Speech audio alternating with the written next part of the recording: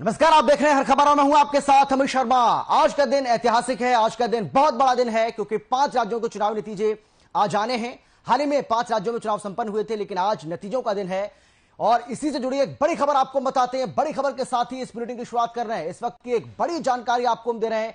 5 राज्यों के चुनावी नतीजे आज आने हैं, जिसमें यूपी, पंजाब, गोवा, मणिपुर, ये वो राज्य हैं जहां पर चुनाव संपन्न हुए, लेकिन आज नतीजों का दिन है। यहां की जनता ने किसको सत्ता की कुर्सी पर बिठाने का काम किया है, यह आज बिल्कुल साफ हो जाएगा और सुबह 8 बजे वोटों की गिनती शुरू होगी। सबसे पहले पोस्टल बैलेट की वोट जो है उनकी गिनती होगी और उसके बाद 8:30 बजे ईवीएम मशीन के जो वोट हैं उनकी गिनती की जाएगी।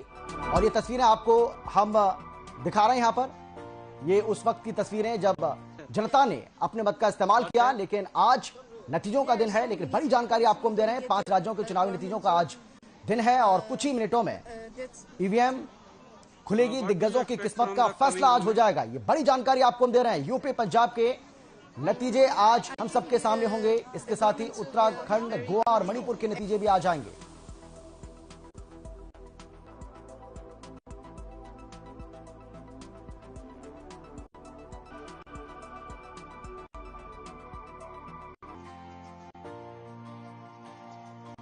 Yeah, What type? there are so many people, so you don't get the government. बाद नतीजों का दिन है, ये बड़ी जानकारी आपको हम दे रहे हैं। यूपी, पंजाब, गोवा, मणिपुर, उत्तराखंड, इन 5 राज्यों में विधानसभा का चुनाव हुआ, लेकिन आज चुनावी परिणाम हम सबके सामने होंगे। क्या यूपी में बीजेपी फिर से वापसी करेगी? क्या पंजाब में कांग्रेस फिर से वापसी करेगी? क्या उत्तराखंड में बीजेपी एक बार फिर से वापसी करेगी? क्या गोवा में बीजेपी एक बार फिर से वापसी करेगी? और सवाल यह है कि क्या मणिपुर में बीजेपी एक बार फिर से वापसी करने जा रही है?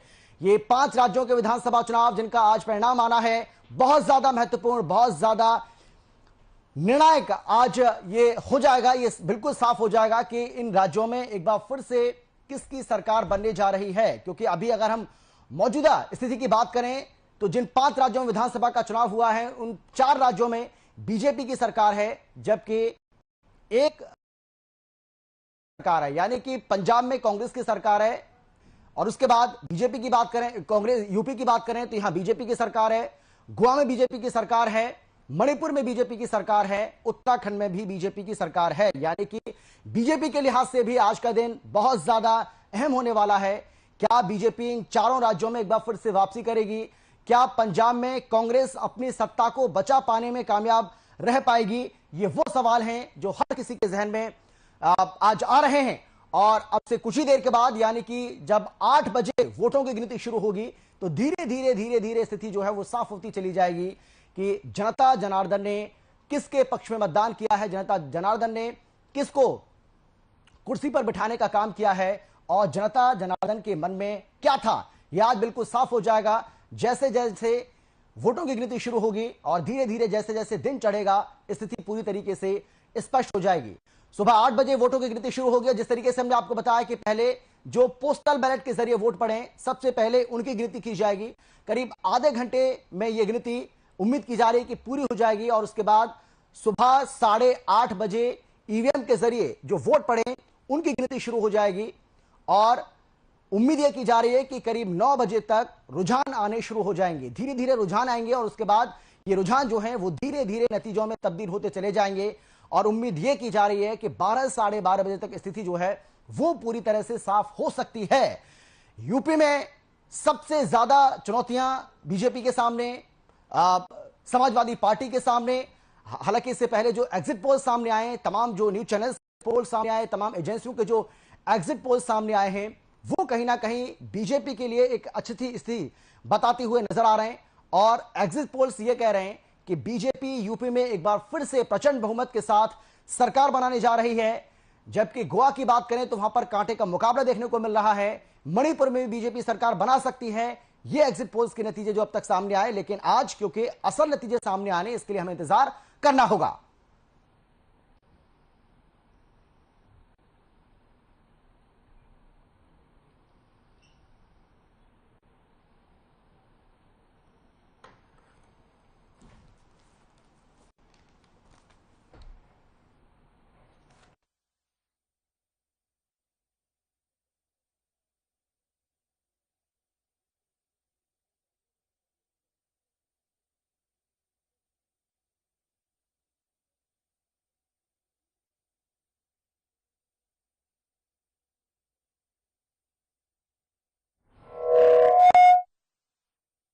अब सीधा रुख करेंगे मोहाली का, जहां से स्वर्णजीत बावा हमारे संवाददाता हमारे साथ जुड़ गए हैं।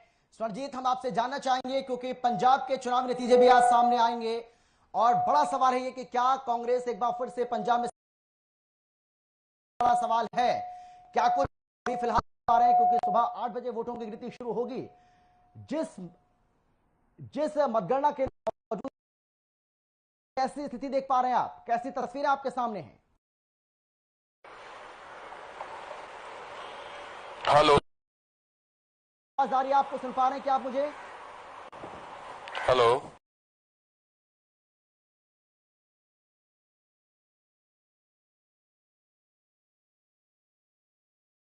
अब आ रही है? जी जी जी, स्वर्णजीत, सुन पा रहा हूं। जी जी स्वर्णजीत, जानकारी दीजिए, बताइए क्या स्थिति है वहां पर, क्योंकि जी सुबह सर, 8 बजे बोलिए। वोटों की गिनती शुरू होगी, लेकिन अभी जो मतदान केंद्र है, जो मतगणना केंद्र है, वहां पर क्या स्थिति देख पा रहे हैं आप? इस समय अमित, मैं बताना चाहूंगा, हम मौजूद हैं मोहाली में, और मोहाली में 6:30 से ही उम्मीदवारों के साथ साथ उनके साथ जो उनके समर्थक हैं और मैं ये कहूंगा राजनीतिक दलों के नेता है, वो सब पहुंचना शुरू हो चुके हैं। और मोहाली में अपने दर्शकों को बता दूं, 3 विधानसभा सीटों की काउंटिंग जो है वो होनी है। एक डेराबस्सी विधानसभा, मोहाली, एसएस नगर और खरड़। तो ये 3 महत्वपूर्ण सीटें हैं, क्योंकि इनसे महज कुछ ही किलोमीटर की दूरी पर पंजाब विधानसभा है, और यही कारण है। और कांग्रेस सरकार, खास तौर पर अभी 2017 से लेकर 2022 तक कांग्रेस पंजाब में रही, लेकिन सबसे बड़ी दुविधा कांग्रेस के लिए यह रही कि ना तो डेराबस्सी में कांग्रेस का विधायक जीत करके आया, ना खरड़ में। केवल मोहाली में 3 बार से जरूर बलबीर सिद्धू जो है विधायक रहे, और इस बार चौथी बार वो एक बार फिर चुनावी रणभूमि में है। तो आज जो है सभी लोग भीतर जा चुके हैं, कुछ ही समय में काउंटडाउन शुरू हो जाएगा, गिनती शुरू हो जाएगी, और ये देखने वाली बात होगी कि नतीजे किस ओर। और एक और बात अमित मैं बताना चाहूंगा, खास तौर पर हर खबर के दर्शकों को भी, कि आम आदमी पार्टी इस समय बहुत ज्यादा ओवर कॉन्फिडेंट लग रही है। और जो हमारे पास खबर आई है कि 11:30 पर चंडीगढ़ सेक्टर 39 में विजय जुलूस की तैयारी कर चुकी है आम आदमी पार्टी, कि उन्होंने वहां पर एक तरह से शोभा यात्रा की तैयारी कर रही है, कि उन्होंने ये मान लिया है कि जो एग्जिट पोल दिखा रहा था बीते कल तक, और आम आदमी पार्टी को बढ़त मिलती नजर आ रही है और बहुमत मिलता नजर आ रहा है। और राघव चड्ढा वहां पहुंच भी चुके हैं, जो हमारे पास सूत्रों के हवाले से जानकारी है। और 11:30 का समय जो है कांग्रेस कार्यकर्ताओं को, समर्थकों को दे दिया गया है व्हाट्सएप के जरिए। हमारे साथ लखनऊ से हमारे संवाददाता आनंद जुड़ गए, और इसके साथ ही देहरादून से कमल शर्मा हमारे साथ मौजूद हैं। मैं आनंद आपका रुख करना चाहूंगा। देखिए, यूपी का जो चुनाव हुआ है वो बहुत ज्यादा अहमियत रखता है, खासतौर पर बीजेपी के लिए, क्योंकि बीजेपी को सत्ता में वापसी करनी है। बीजेपी कितनी उत्साहित जो एग्जिट पोल्स आए उसको लेकर नजर आ रही है, लेकिन आज असल नतीजों का दिन है। जिस मतगणना केंद्र पर आप मौजूद हैं वहां कैसी स्थिति देख पा रहे हैं आप, कैसी तस्वीरें आपके सामने? क्या है, कल रात से ही पहले से ही लगे हुए थे, बाकी कल रात से लगा दिए गए हैं और ज्यादा भारी संख्या में, और वाहनों को लगभग 200 मीटरों की दूरी पे रोक दिया गया है। सभी पार्टी के मौजूद हो चुके हैं, वहां पे पहुंच चुके हैं। लगभग अभी थोड़ी देर के बाद से गणना स्टार्ट हो जाएगी, जिसमें 9 बजे तक पहला रुझान कहीं ना कहीं सामने आ जाएगा, और 12 बजे तक लगभग क्लियर हो जाएगा कि कौन सामने आ रहा है। समाजवादी पार्टी की अगर हम बात करें तो समाजवादी पार्टी कार्यकर्ता यहाँ पर काफी भारी मात्रा में जुटे हुए हैं। जो ईवीएम को लेकर यहाँ पर चर्चा चल रही थी, ईवीएम इधर से उधर हुए हैं, तो उसको लेकर अगर बात करें तो चलिए आनंद, मैं लौटूंगा आपके पास। कमल भी हमारे साथ हैं देहरादून से। कमल, उत्तराखंड की अगर हम बात करें तो उत्तराखंड में बीजेपी को एक बार फिर से सत्ता में वापसी करनी है, लेकिन उत्तराखंड का जो इतिहास है वो ये कहता है कि कोई भी पार्टी जब से उत्तराखंड अध्यक्ष में आया यहां अभी तक रिपीट नहीं कर पाई है। जी अमित, बिल्कुल आप सही कह रहे हैं। अगर कहें तो उत्तराखंड में ये 5वां चुनाव है जब से राज्य बना है। एक बार कांग्रेस, एक बार भारतीय जनता पार्टी ने यहां पर अपनी सरकार बनाई है। अब ये 5वां चुनाव है और भारतीय जनता पार्टी लगातार दावा कर रही है कि उसकी दोबारा रिपीट सरकार आ रही है और ये मिथक टूटने जा रहा है। लेकिन कांग्रेस भी कम नहीं है। कांग्रेस कह रही है भाजपा जा रही है और कांग्रेस आ रही है, तो दोनों पार्टियों कहीं ना कहीं आमने सामने की टक्कर यहां पर नजर आ रही है। 70 विधानसभाएं हैं और यहां पर 13 डिस्ट्रिक्ट पड़ते हैं। हर डिस्ट्रिक्ट में अलग अलग पूरे जिले की यहाँ काउंटिंग होगी। और हम कह दो देहरादून में लगभग 10 विधानसभाओं की यहाँ पर काउंटिंग होनी है और कुछ ही देर बाद 7:15 हो चुके हैं और 8 बजे यहां से काउंटिंग शुरू हो जाएगी। पेस्टल बॉर्डर की पहले यहां पर काउंटिंग शुरू होगी। उसके बाद लगभग हम कहें तो 9 बजे से ईवीएम मशीनें यहां पर खुलनी शुरू हो जाएगी और लगभग आधे घंटे बाद कहीं ना कहीं पहला या दूसरे राउंड की गिनती शुरू होते ही कहीं ना कहीं रुझान शुरू हो जाएंगे। दोनों पार्टियां सजग हैं यहाँ पर और दोनों पार्टियों कहें तो वरिष्ठ नेता और शीर्ष नेतृत्व भी यहां पर पहुंच चुके हैं। कांग्रेस के अगर कहें तो छत्तीसगढ़ के जो मुख्यमंत्री है भूपेश बघेल, वो देर रात यहां पर पहुंचे हैं और कई अन्य प्रभारी हैं, पर्यवेक्षक भेजे हैं यहां पर कांग्रेस ने। वही भारतीय जनता पार्टी की बात करते विजय वर्गीय सहित कई बड़े नेता, कई केंद्रीय मंत्री भी यहां पर पहुंचे हुए हैं, क्योंकि दोनों पार्टियां यहां पर सरकार बनाने की आतुर है और कोई भी मौका नहीं चूकना चाहती, क्योंकि ये जो मौका आता है 5 साल के बाद दोबारा आता है। दोनों पार्टियां दावा कर रही है पर अंदर से डरी हुई, सहमी भी जरूर है, क्योंकि जिस हिसाब से हम एग्जिट पोल की बात करें तो लगभग कांटे की टक्कर बताई गई है। आधे चैनलों ने लगभग हम बात करें तो बीजेपी को जिताया है और आधे चैनल ने कांग्रेस को जिताया है। इसलिए दोनों पार्टियां अंदर सहमी हुई है, डरी हुई है, लेकिन दोनों पार्टियां ही इस चीज का दावा कर रही है कि वो उत्तराखंड में सरकार बनाने जा रही है। बिल्कुल। हम ये भी जानना चाहेंगे कमल, क्योंकि जिस मतगणना केंद्र पर आप मौजूद हैं वहां कैसी गहमागहमी फिलहाल आपको देखने को मिल रही है, क्योंकि अब से कुछ ही देर के बाद वोटों की गिनती शुरू हो जाएगी। अमित यहां कहें तो यहां पर देहरादून हम जो उत्तराखंड की राजधानी है, जहां पर हम यहां से कुछ ही देर दूरी पर यहां पर मतगणना होनी है और लगभग सभी तैयारियां यहां पर पूरी कर ली गई है। धीरे धीरे जो समर्थक हैं और जो प्रत्याशियों के मतगणना के जो लोग हैं वो भी वहां पर पहुंचने शुरू हो गए और एक बहुत बड़ी कहें तो लगभग 15-20 मिनट बाद यहां काफी गहमागहमी शुरू हो जाएगी। लोगों में उत्साह है अपने अपने प्रत्याशी को लेकर। वही अगर बात करें तो पुलिस बल भी, अन्य वरिष्ठ अधिकारी जो मतगणना वाले हैं वो भी पूरी तरह से तैयार है। तो कहें तो काउंटडाउन बिल्कुल शुरू हो चुका है, लोगों के भाग्य का फैसला होना है और हम देख रहे हैं कई प्रत्याशी रात भर कहीं ना कहीं पूजा में नजर आए और कहीं जो शीर्ष नेता चाहे कांग्रेस और बीजेपी का, अभी हम देख रहे हैं लगभग 7 बजे से मंदिरों के भगवान के दर्शन कर रहे हैं, चक्कर काट रहे हैं, प्रार्थना कर रहे हैं कि हमारी पार्टी की सरकार बने। जी बिल्कुल स्वर्णजीत, मैं एक बार फिर से आपके पास लौटूंगा और आपसे भी हम जानना चाहेंगे। देखिए, पंजाब में आम आदमी पार्टी की सरकार बनने का दावा किया जा रहा है। तमाम जो एग्जिट पोल सामने आए हैं उसमें आम आदमी पार्टी के लिए एक अच्छी खबर बता रहे हैं। आम आदमी पार्टी इन चुनावी नतीजों को लेकर जो आज आने वाले हैं, कितनी उत्साहित आपको नजर आ रही है? देखिए अमित, जैसा कि मैंने अभी इससे पहले भी बताया था आपको, आम आदमी पार्टी बहुत ज्यादा उत्साहित है। मुख्यमंत्री, आम आदमी पार्टी के मुख्यमंत्री चेहरा भगवंत मान के घर में तो हलवाई तक बिठा दिए गए हैं, शामियाने सज चुके हैं और ये बीती रात से ही वहां पर तैयारियां शुरू हो चुकी हैं। और साथ ही मैं बताना चाहूंगा अमित कि आम आदमी पार्टी ने चंडीगढ़ में अपना विजय जुलूस निकालने की तैयारियां भी जो है वो सुनिश्चित कर ली है और साथ ही उन्होंने ये मान लिया है, क्योंकि राघव चड्ढा जो कि पंजाब चुनाव को बहुत ही बारीकी से उन्होंने ध्यान दिया और साथ ही उन्होंने बहुत ज्यादा मेहनत भी की है और राघव चड्ढा चंडीगढ़ में मौजूद है और मैं इस समय मोहाली में हूं, जैसा कि मैंने बताया, और कुछ ही मतगणना के कुछ ही मीटर की दूरी पर हम यहाँ पर खड़े हैं और यहाँ पर जैसा कि अभी मेरे साथी ने भी बताया कि वाहनों को आगे जाने की अनुमति नहीं है। और बात आपने प्रश्न किया आम आदमी पार्टी, मोहाली में कुलवंत सिंह और बलबीर सिद्धू में भी कांटे की टक्कर है जहां पर हम इस समय खड़े हैं। तो आम आदमी पार्टी की इस सीट के ऊपर भी बहुत ज्यादा नजर इसलिए है क्योंकि ये सीट बिल्कुल पंजाब के, ये कह सकते हैं आपकी हार्ट ऑफ द सिटी है।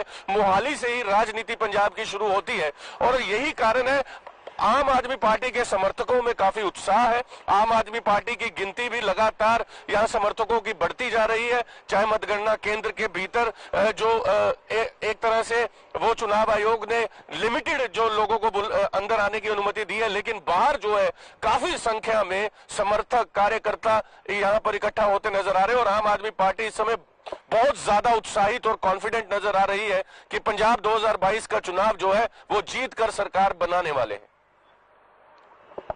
कमल, देखिए, जो एग्जिट पोल सामने आए उसमें ये जरूर है कि बीजेपी को एडवांटेज दिखा रहे हैं और ये कहा जा रहा है कि बीजेपी एक बार फिर से वहां पर सरकार बना सकती है।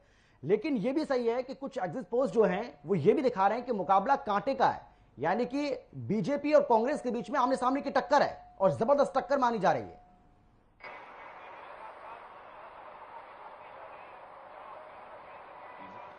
कहीं ना कहीं एग्जिट पोल ने कांग्रेस को भी बताया है, तो दोनों की टक्कर, कड़ी टक्कर यहां पर मानी जा रही है।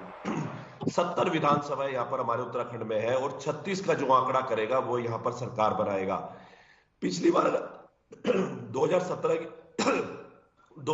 की अगर बात करें तो यहां पर 57 सीटें भारतीय जनता पार्टी ने यहां पर जीती थी और सिर्फ 11 सीटों पर कांग्रेस पार्टी यहां सिमट गई थी। उस टाइम बताया जाता कि मोदी लहर बहुत बड़ी चली थी 2017 में। लेकिन अगर हम अब बात करें 5 साल बाद की, तो कहीं ना कहीं जो मोदी लहर है वो कहीं ना कहीं इन विधानसभा चुनाव में उतनी नहीं दिखाई दे रही जो 2017 में थी। लेकिन इसीलिए भारतीय जनता पार्टी ने यहां पर अंतिम 4-5 दिन पहले का जब यहां चुनाव होने थे 14 फरवरी को यहां पर वोटिंग डलनी थी, इससे 4-5 दिन बाद के तो यहां पर पूरा जोर यहां पर भारतीय जनता पार्टी लगाया था। स्वयं नरेंद्र मोदी ने 3-4 रैलियां करी थी, अमित शाह यहां पर आए थे, जगत प्रसाद नड्डा यहां पर आए थे और कई केंद्रीय मंत्री लगातार यहां पर कई जनसभाएं ताबड़तोड़ यहां पर करी थी। तो भारतीय जनता पार्टी ने अंतिम चरणों में मोदी के नाम पर यहां पर चुनाव लड़ा है। वही कांग्रेस पार्टी ने यहां पर अपना जो सरकार की नाकामियां थी 5 साल की, साथ ही जो अपने मैनिफेस्टो में चीजें लेके आए हैं कि 500 रुपए से ज्यादा का सिलेंडर नहीं देंगे, बेरोजगारों को रोजगार देंगे, 4 लाख रोजगार देंगे, कई भत्ते दिए जाएंगे। तो इस प्रकार के कई आश्वासन कांग्रेस पार्टी पहुंची है जनता के बीच में। अब ये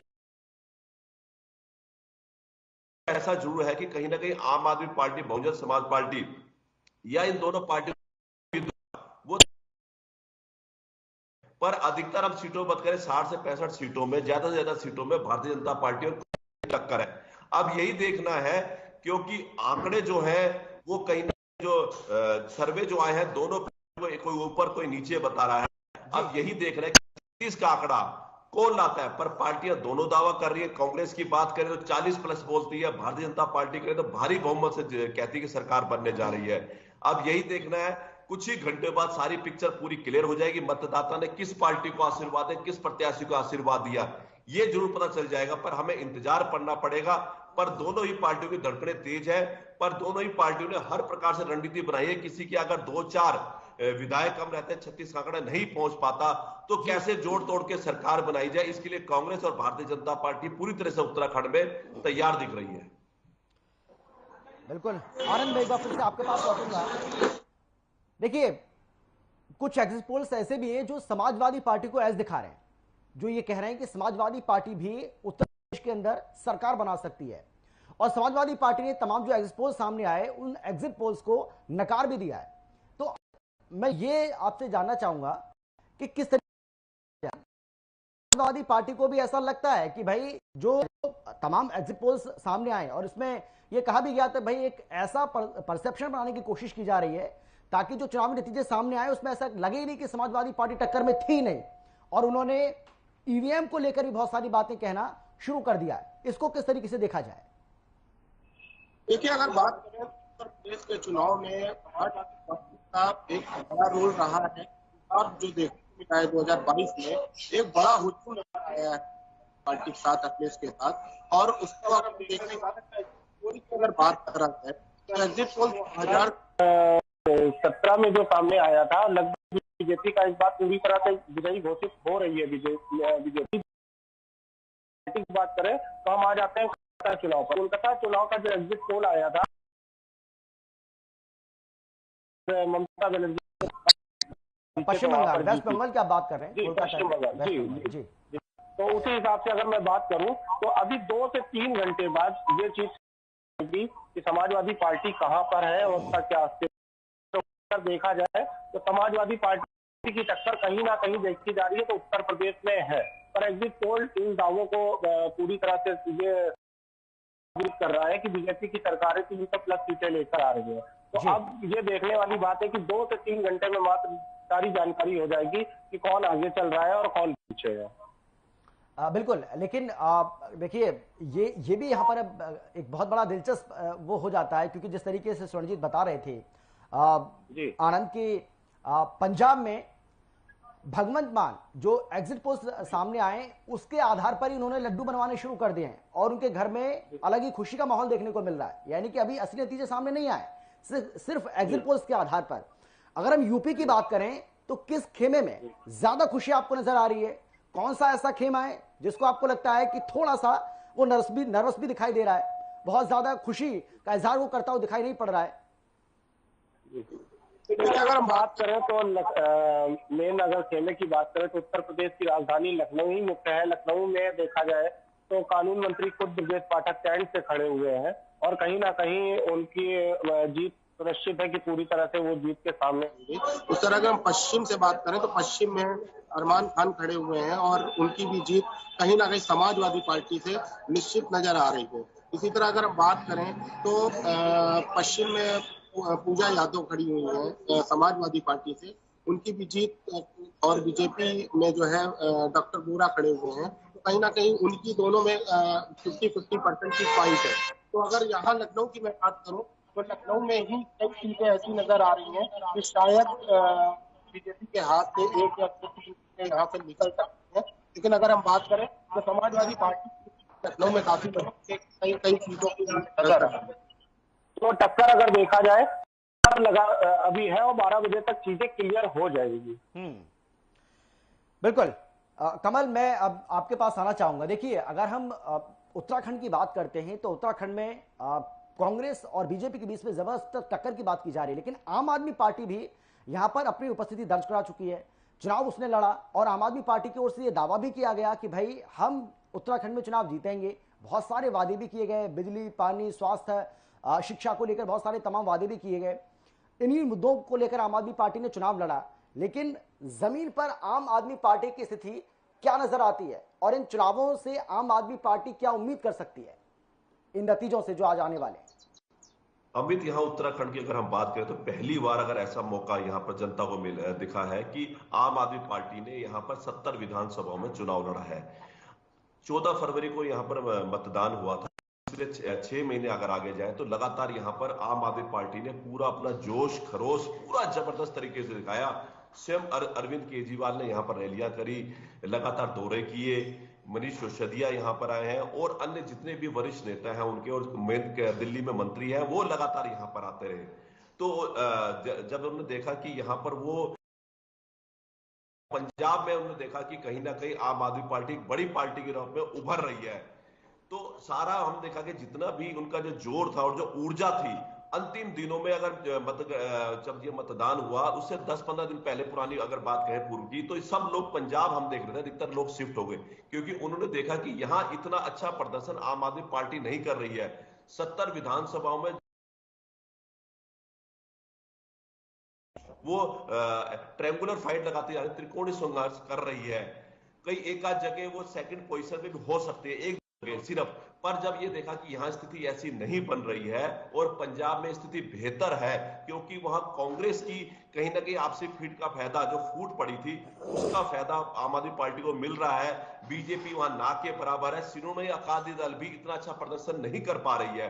तो आम आदमी पार्टी ने सारा जोर पंजाब को लगा दिया और सारे वरिष्ठ नेताओं ने जोर वहां लगा दिया। जितने भी इनके मेन यहाँ पर सोशल मीडिया से एक्टिव लोग थे, जितने भी लोग थे, वो सब पंजाब शिफ्ट हो गए कि कम से कम पंजाब में तो सरकार बनाई जाए। और हम देख भी रहे हैं कि जिस हिसाब से ऊर्जा का संचार वहां आम आदमी पार्टी ने किया है, पूरा जोर वहां पर लगाया, अधिकतर से ज्यादा सभी एग्जिट पोलों ने वहां पर आम आदमी पार्टी को एक बड़ी पार्टी के रूप में सरकार बनाने के रूप में पेश किया है। तो अब वो कहीं ना कहीं उसका आम आदमी पार्टी को ये लग रहा है कि हम पंजाब में सरकार बनाने जा रहे हैं। तो और उत्तराखंड की बात करें तो यहाँ पर कुछ सीटें ऐसी हैं, मान लें 2 या 4-5 सीटें ऐसी होंगी जहां कहीं ना कहीं आम आदमी पार्टी संघर्ष करते नजर आ रही है, पर कोई सीट लेके आए ये अभी कहना बड़ा मुश्किल है। कोई एक आधा खाता खोलते तो हम नहीं कह सकते। बिल्कुल, तो ये बड़ी जानकारी आपको हम लगातार दे रहे हैं कि यूपी और पंजाब के साथ ही उत्तराखंड, गोवा, मणिपुर के चुनाव नतीजे आज हम सबके सामने होंगे और 35 मिनट के बाद वोटों की गिनती भी शुरू हो जाएगी। कुछ ही मिनटों में ईवीएम खुलना शुरू हो जाएगी। हालांकि अभी ईवीएम में थोड़ा सा समय लगेगा। जिस तरीके से हमने आपको बताया कि पोस्टल बैलेट के जरिए जो वोट पड़े सबसे पहले उनकी गिनती शुरू होगी और उसके बाद करीब 8:30 बजे ईवीएम के जरिए जो वोट पड़े उनकी गिनती शुरू होगी और 9 बजे उम्मीद ये की जा रही है कि जो पहला रुझान है वो हम सबके सामने होगा। ये बेहद महत्वपूर्ण चुनाव महत्वपूर्ण इसलिए है क्योंकि इसमें यूपी भी शामिल है। यूपी देश का जो देश ही कर पाएगी, कि बीजेपी को जबरदस्त तरीके टक्कर उसने दी है। अपनी पार्टी की ओर से, प्रियंका गांधी वाड्रा की ओर से तमाम तरह की बातें कही गई। पूरा जोर उन्होंने लगाया कि पार्टी एक ऐसी स्थिति में आ जाए जहां अच्छी खासी सीटें हासिल कर पाए। लेकिन क्या कांग्रेस पार्टी ऐसी स्थिति में आ पाई है, इसके लिए थोड़ा सा हमें इंतजार करना होगा। इसके साथ ही बहुजन समाज पार्टी की बात करें, बीएसपी की बात करें, तो बीएसपी का भी बहुत कुछ दांव पर लगा हुआ है, क्योंकि बीएसपी और समाजवादी पार्टी, ये दो ही पार्टियां ऐसी थी जिनके बीच में जबरदस्त टक्कर इससे पहले देखने को मिलती थी। लेकिन 2017 में किस तरीके से बीजेपी ने प्रचंड बहुमत के साथ सरकार बनाई, अकेले दम पर 300 से ज्यादा सीटें हासिल की, और उसके बाद अगर जो बाकी साथियों को मिला दिया जाए तो 325 सीटें बीजेपी ने हासिल की थी 2017 में। तो कुल मिलाकर के यूपी का जो चुनाव है वो बहुत ज्यादा अहमियत रखता है, वो सबसे ज्यादा खास होता है। और वो इसीलिए क्योंकि लोकसभा की 80 सीटें यहां से आती हैं, और जो नतीजे सामने आएंगे वो लोकसभा चुनाव 2024 में जो होना है उसको मद्देनजर भी कहीं ना कहीं जो सियासी गणित हैं उसके जरिए भी तमाम जो राजनीतिक पार्टियां उनको बिठाने की पूरी कोशिश यहां पर करती हुई नजर आएंगी। तो 5 राज्य जिनके बारे में हम लगातार आपको बता रहे हैं, जिसमें यूपी है, पंजाब है, गोवा है, मणिपुर है, उत्तराखंड है। ये 5 राज्य जिनके चुनावी नतीजे आज हम सबके सामने होंगे। स्वर्णजीत, मैं आपके पास आना चाहूंगा।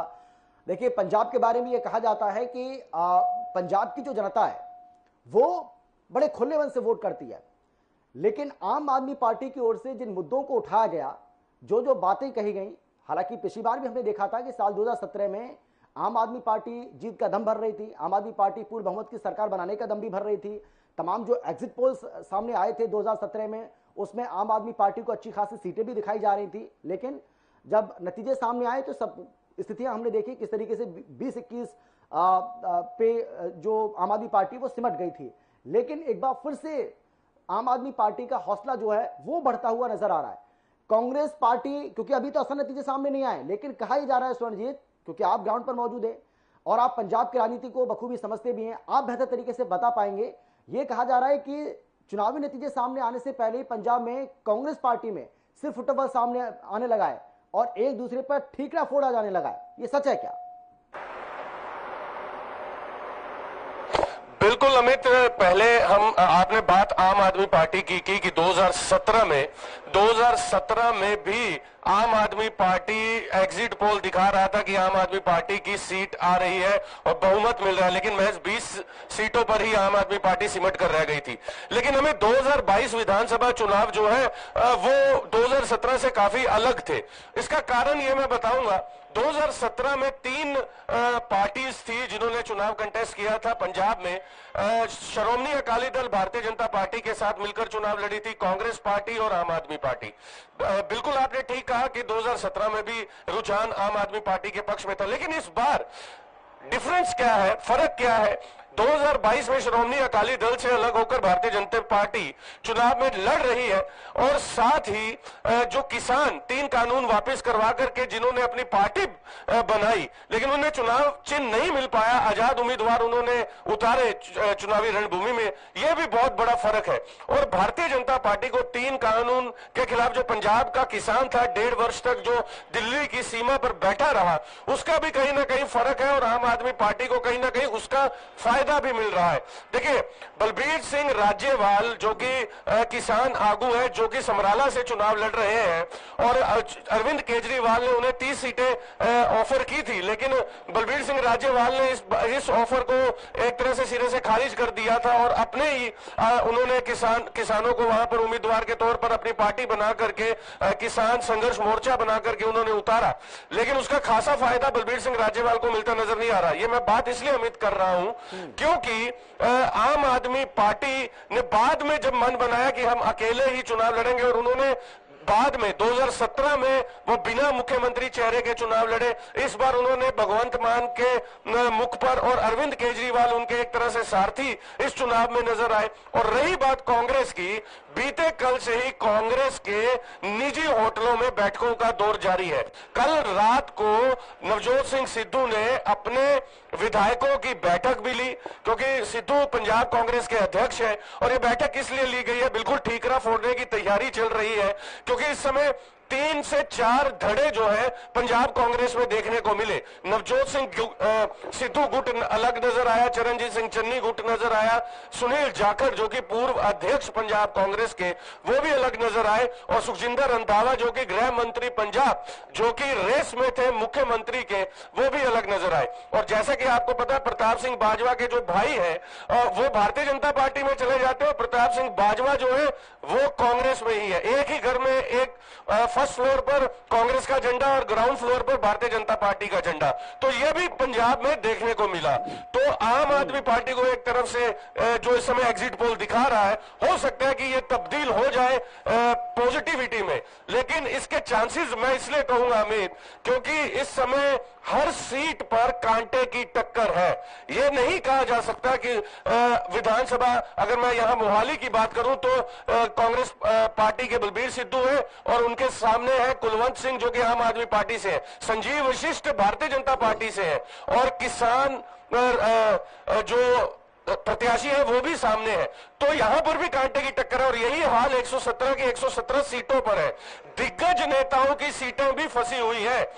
दीप सिद्धू के इंतकाल के बाद अहमदगढ़ से सिमरनजीत सिंह मान को कहीं ना कहीं बढ़त एक तरह से मिलती नजर आ रही थी, उन्होंने चुनाव प्रचार प्रसार बंद कर दिया था, तो बहुत ज्यादा फेरबदल। और एक बात अमित मैं अपने दर्शकों को बताना चाहूंगा, दोपहर होते होते इस बार पंजाब विधानसभा चुनावी नतीजे हैरान भी करने वाले हैं, ये आप बात जरूर याद रखिएगा। बिल्कुल, ये बहुत बड़ी बात आप कह रहे हैं स्वर्णजीत कि ये हैरान भी कर सकते हैं नतीजे, यानी कि जो एग्जिट पोल सामने आए या जो कुछ भी कहा जा रहा है उसमें ये भी हो सकता है कि ये जो चुनावी नतीजे हैं पंजाब के वो हैरान भी कर सकते हैं। ये बड़ी जानकारी आपको हम दे रहे हैं, बड़ी खबर आपको हम बता रहे हैं। गुरुद्वारे में सीएम चन्नी ने मत्था टेका है। मतगणना से पहले चन्नी ने मत्था टेका है गुरुद्वारे में सीएम चन्नी ने मत्था टेका है। ये बड़ी जानकारी आपको हम दे रहे हैं। देखिए किस तरीके से तमाम राजनीतिक दलों के जो नेता हैं उनकी धड़कनें बढ़ी हुई हैं, इस बात का अंदाजा आप आसानी से लगा सकते हैं। और कहीं ना कहीं अब दुआओं और प्रार्थना का जो दौर है वो यहां पर शुरू हो गया है। स्वर्णजीत, देखिए खबर सामने आ रही है कि सीएम चन्नी ने गुरुद्वारे में जाकर मत्था टेका है।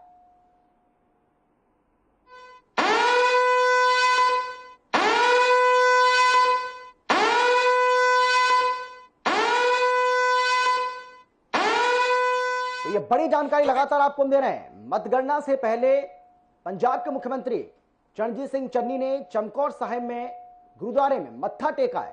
ये बड़ी जानकारी आपको दे रहे हैं। रणजीत, आवाज आ रही है आपको मेरी? सुन पा रहे हैं क्या आप हमें? अमित आप मेरी आवाज सुन पा रहे हैं? आप मुझे सुन पा रहे हैं अमित? हाँ स्वर्णजीत, आवाज आपकी आ रही है, लेकिन देखिए जानकारी यह मिल रही है कि चरणजीत सिंह चन्नी ने चमकौर साहिब में गुरुद्वारे में जाकर मत्था टेका है।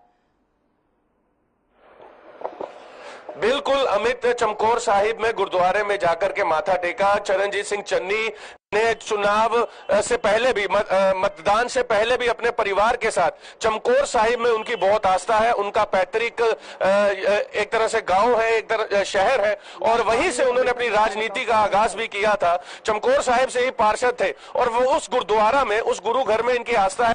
अपने घर से वो पैदल अपने परिवार के साथ माथा टेकने पहले भी गए थे जब मतदान होना था 20 फरवरी को। 19 तारीख को वो अपने परिवार के साथ गए। एक तो उनकी आस्था भी बहुत है और दूसरा उन पर दबाव भी बहुत है अमित, क्योंकि एक तो चमकौर साहिब के बिल्कुल बगल में खरड़ पड़ता है और वहां से बहुत से ऐसे नेता हैं, चमकौर साहिब में ऐसे नेता हैं जो उनकी खिलाफत कर रहे थे। यही कारण है उन्हें बतौर से भी पार्टी ने चुनाव लड़ाया। वो 2 सीटों से चुनाव लड़ रहे हैं, तो चरणजीत सिंह चन्नी के लिए मुश्किलात भी है, लेकिन बिल्कुल काम जो है बिल्कुल शांतमय ढंग से वो पूरे चुनाव को कंटेस्ट करते हुए नजर आए। उनके बयान ने भी तूल पकड़ा, विरोधियों ने उसका फायदा भी उठाया, लेकिन चरणजीत सिंह चन्नी बार बार जब भी मीडिया के समक्ष आते हैं और बिल्कुल गॉड फियरिंग है, भगवान में आस्था रखने वाले हैं। और खास तौर पर एक बार मैं फिर बताना चाहूंगा, चमकौर साहिब की धरती पर गुरु घर में उनकी बहुत बड़ी आस्था है और यही कारण है कि जब भी चरणजीत सिंह चन्नी चुनावी मैदान में होते हैं या उसके बावजूद भी वो हर बार माथा टेकने के लिए चमकौर साहिब गुरु घर में जाते जरूर है। जी बिल्कुल आनंद, क्या यूपी में भी मंदिर गुरुद्वारे जाने का सिलसिला शुरू हो चुका है क्या राजनेताओं का? कोई जानकारी ऐसी आपके पास?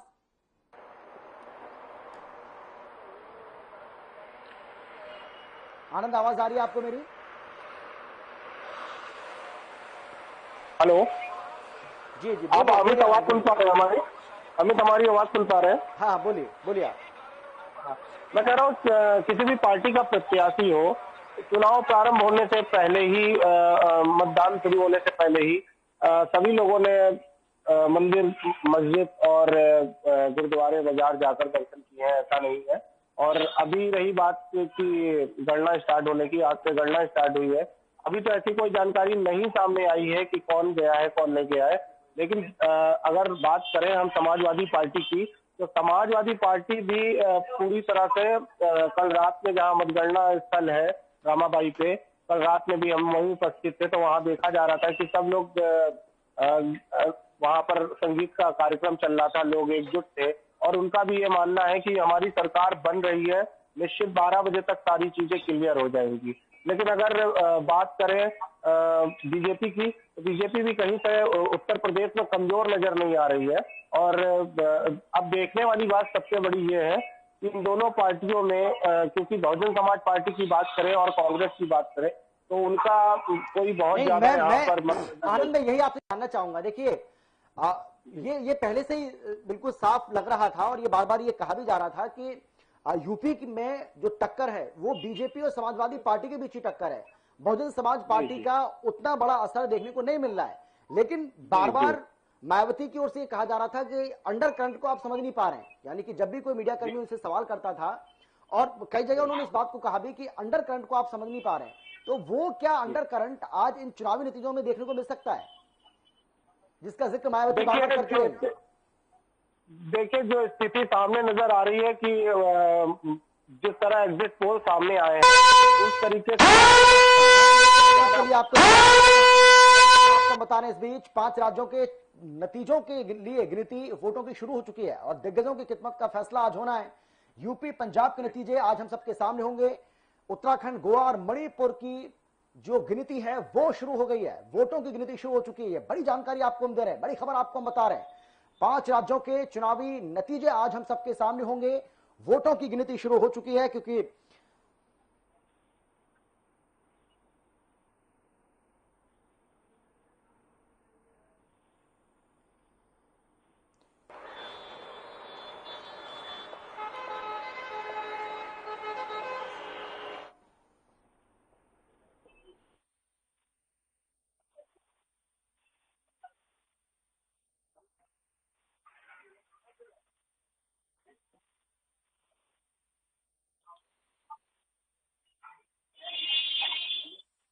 बता यार,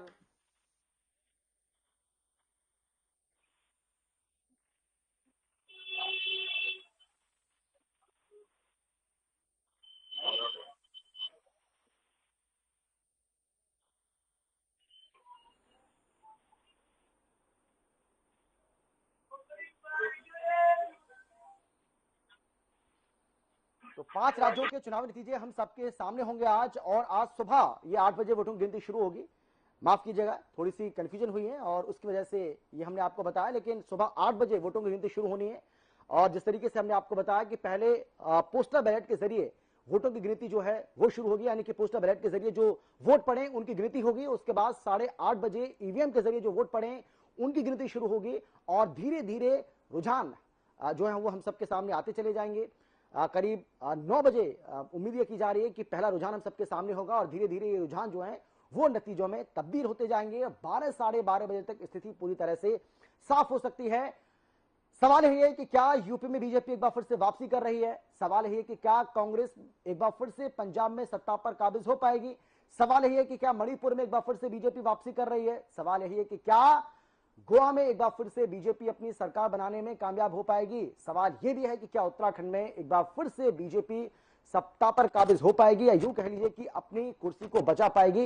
ये वो सवाल हैं जो हर किसी के जहन में आ जा रहे हैं और अब से कुछ ही देर के बाद जब वोटों की गिनती शुरू होगी, धीरे धीरे जैसे जैसे दिन चढ़ेगा स्थिति पूरी तरह से साफ हो जाएगी। हर खबर आपको सबसे पहले वो जानकारी जरूर देगा।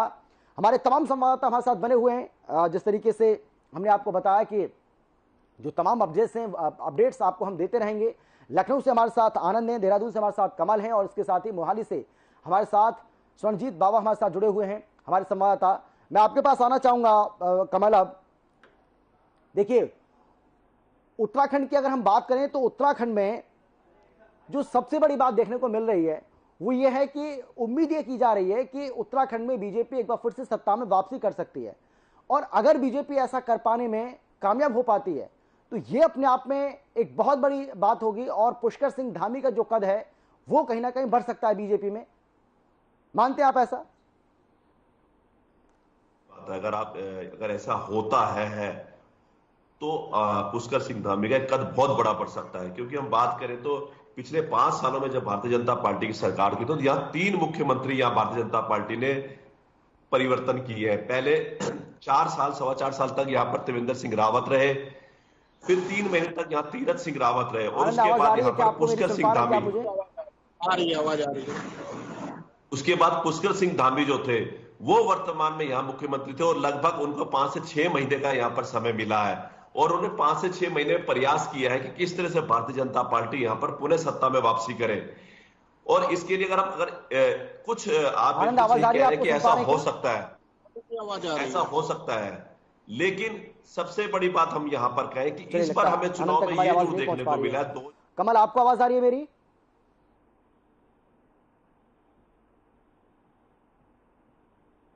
तो कहीं ना कहीं ये जो चीज इस बार दिखाई दी है कि जो 2017 में जो मोदी लहर थी वो इस बार इतनी नहीं दिखाई दी है। साथ ही इस बार हमने कहीं विधानसभा में ये भी जरूर देखा है और जब मतदान खत्म हो गया था भारतीय जनता पार्टी के प्रत्याशियों ने ये भी अपने पार्टी के ऊपर आरोप लगाते हुए दिखे कि भारतीय जनता पार्टी के कार्यकर्ताओं ने, शीर्ष नेतृत्व ने कहीं ना कहीं हमारे लिए काम नहीं किया। तो ये चीजें भी निकल के आई है। तो कहीं ना कहीं ये इस पर कई जगह ये जोर दिखा कि भारतीय जनता पार्टी कई विधानसभाओं में संगठित होकर चुनाव नहीं लड़ पाई और भारतीय जनता पार्टी विरोध नहीं था, प्रत्याशी का विरोध था भारतीय जनता पार्टी पे। तो ये जो चीजें निकल के आई है यही देखना है कि जो इसका कितना प्रभाव भारतीय जनता पार्टी के चुनाव में पड़ रहा है, सरकार बनाने में पड़ रहा है। आज मतगणना शुरू होने वाली है कुछ ही क्षणों में, अगर बात करें लगभग 12-15 मिनट बाद यह मतगणना शुरू हो जाएगी, क्योंकि 10 से 15 विधायक प्रत्याशी ऐसे हमारे देख भारतीय जनता पार्टी के जिन्होंने जब मतदान हो गया तो उसके बाद आरोप लगाया कहीं ना कहीं हमारे साथ भारतीय जनता पार्टी ने धोखा किया कार्यकर्ताओं ने और हमारे लोगों ने काम नहीं किया। अगर ये स्थिति रही है तो कहीं ना कहीं भारतीय जनता पार्टी उसको नुकसान हो सकता है। कितना नुकसान होगा यह भी कहना बड़ा मुश्किल है, पर लगातार भारतीय जनता पार्टी दावा कर रही है कि सरकार उसका बनने जा रही है, वही कांग्रेस भी दावा कर रही है। अब यही देखना है कि भारतीय जनता पार्टी सत्ता में आ रही है, क्योंकि कई मीडिया चैनलों ने दिखाया कि भारतीय जनता पार्टी पुनः सत्ता में आ रही है। जो यहाँ का मिथक है कि एक बार भारतीय जनता पार्टी, एक बार कांग्रेस, एक बार कांग्रेस, वो टूटने जा रहा है। लेकिन कांग्रेस भी पूरी तरह तैयार है। कांग्रेस ने बस संगठित होकर चुनाव लड़ा है। दोनों की अगर कहें तो दोनों प्रत्याशी, दोनों पार्टियों की कांटे की टक्कर बनी हुई है। अब हम इंतजार कर रहे हैं, दोनों पार्टियां दावा कर रही हैं कोई भी पार्टी यहां सरकार बना सकती है, तो हम इंतजार कर रहे हैं कि 36 का आंकड़ा कौन ला रहा है। अगर 36 का आंकड़ा नहीं भी ला रहा है और हम देखते हैं कांग्रेस 30-32 पर सिमटती है, तो 1-2 पीछे भी अगर बीजेपी रह जाए, आगे भी रह जाए, तो भारतीय जनता पार्टी कहीं ना कहीं सरकार बनाने में सक्षम है। क्योंकि कई हमने प्रदेशों में देखा, गोवा में देखा, मध्य प्रदेश में देखा, कई जगह देखा था, कम आंकड़े होने के बाद भी भारतीय जनता पार्टी ने वहां सरकार बनाई है। इसी चीज से यहां पर कांग्रेस डरी हुई है दिख रही है और कई शीर्ष नेतृत्व यहां पर कहे तो देहरादून में जमे हुए हैं। स्वयं छत्तीसगढ़ के मुख्यमंत्री भूपेश बघेल भी यहां पर पहुंचे हैं कि अगर कई विधायकों को इधर उधर भेजना हो, कहीं खरीद फरोख्त हो, तो इसमें भी कांग्रेस पीछे ना रहे, क्योंकि वो लगातार भारतीय जनता पार्टी पर आरोप लगा रही है कि भारतीय जनता पार्टी विधायकों को खरीद फरोख्त कर सकती है। तो इन सभी चीजों को देखते हुए भारतीय जनता पार्टी और कांग्रेस पूरी तरह से तैयार खड़ी है। हमें मुश्किल से 1.5 या 2 घंटे का इंतजार करना पड़ेगा, कहीं ना कहीं कुछ पिक्चर क्लियर होगी। जो छवि जो ये धूमिल हो रखी है कहीं ना कहीं क्लियर हो जाएगी कि कौन सी पार्टी सरकार बना रही है। थोड़ा इंतजार करना पड़ेगा। और मुझे लगता है लगभग 11 बजे कुछ ना कुछ पिक्चर थोड़ी बहुत क्लियर हो जाएगी, सरकार कौन सी पार्टी बनाई जा रही है और किसके प्रत्याशी, किसके विधायक यहाँ पर आगे चल रहे हैं। तो हमें इंतजार करना पड़ेगा। लोगों की धड़कनें तेज हैं, क्योंकि हम पूरे उत्तराखंड की अगर बात करें तो लगभग 85 लाख लोगों ने यहाँ पर मतदान का यहाँ पर इस्तेमाल किया है, लोगों ने मतदान किया है। सबकी नजर टिकटकें लगी हुई है।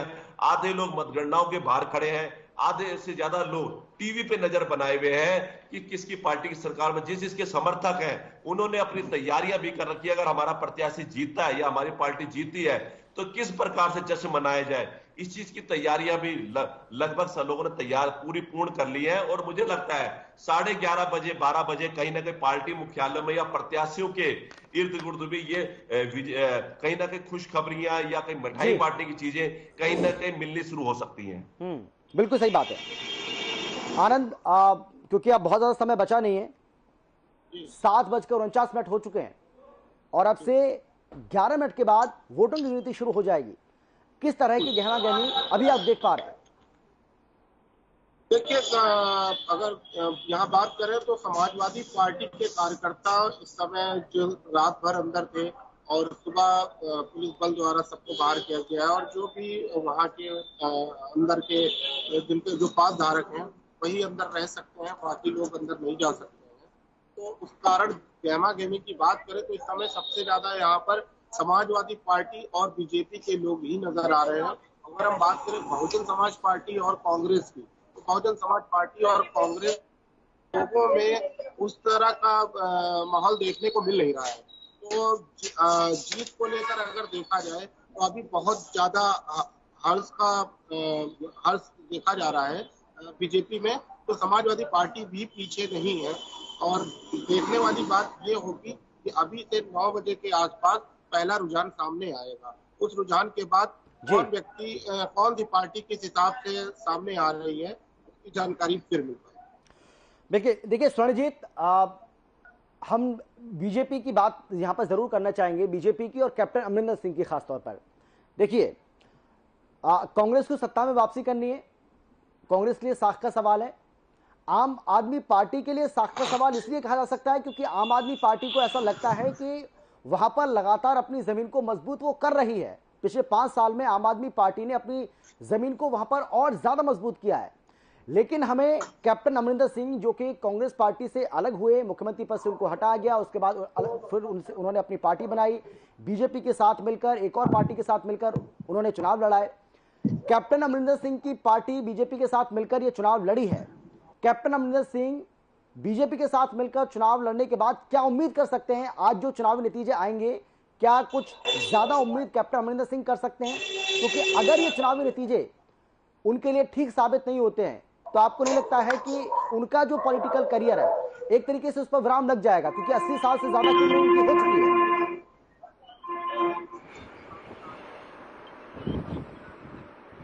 अमित, बिल्कुल आप ठीक कह रहे हैं। और सबसे बड़ी बात, कैप्टन अमरिंदर सिंह ने पंजाब लोक कांग्रेस का निर्माण किया। पंजाब लोक कांग्रेस उन्होंने बनाई जब उन्हें मुख्यमंत्री पद से हटा दिया गया। और साथ ही अमित, मैं बार बार एक बात हम पहले दिन से कह रहे हैं, जब से पंजाब विधानसभा चुनाव का आगाज हुआ है, गजेंद्र सिंह शेखावत जो केंद्रीय मंत्री है, पंजाब प्रभारी भारतीय जनता पार्टी ने उन्हें लगाया था और गजेंद्र सिंह शेखावत ने बहुत अच्छा रोल पंजाब विधानसभा चुनाव में निभाया है।